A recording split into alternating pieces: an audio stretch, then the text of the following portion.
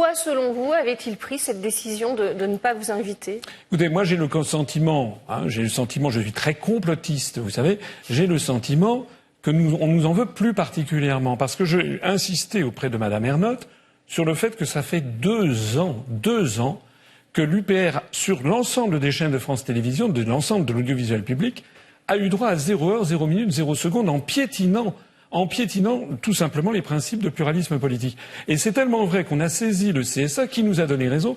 Le nouveau président du CSA, M. Roch-Olivier Maistre, a indiqué qu'il fallait maintenant que France Télévisions nous donne la parole. J'ajoute par ailleurs que lorsqu'on regarde les audiences que nous faisons, par exemple, dès que je suis invité dans un média, on pulvérise les audiences. Si vous n'êtes pas dans les médias, comment voulez-vous faire des résultats aux élections si vous n'êtes pas dans les médias? Parce qu'on nous a dit vous faites des faibles scores électoraux, d'accord, mais c'est comme pour l'élection présidentielle, j'ai eu droit à 1% du temps de parole quand M. Macron a eu droit à 25%. D'ailleurs, M. Macron, pourquoi avait-il eu tant de temps de parole puisqu'il n'avait lui-même aucune élection à son actif et aucun élu? En d'autres termes, c'est un 2 poids 2 mesures, et on voit bien que ce qui se cache derrière, c'est qu'il s'agissait de cacher pour ces élections européennes tout spécialement l'UPR. Et pourquoi il s'agit de me cacher?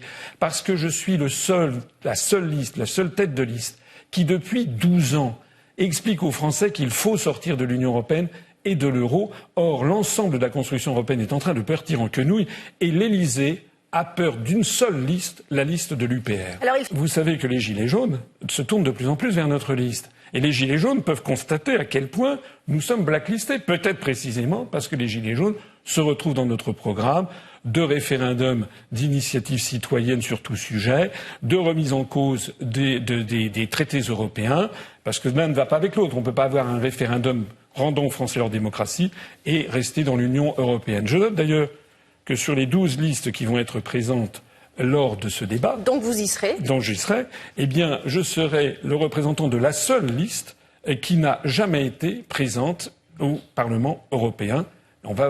Ça va déménager, je pense. On verra cela. Merci en tout cas François Asselineau d'avoir répondu à nos questions sur RT France. Merci.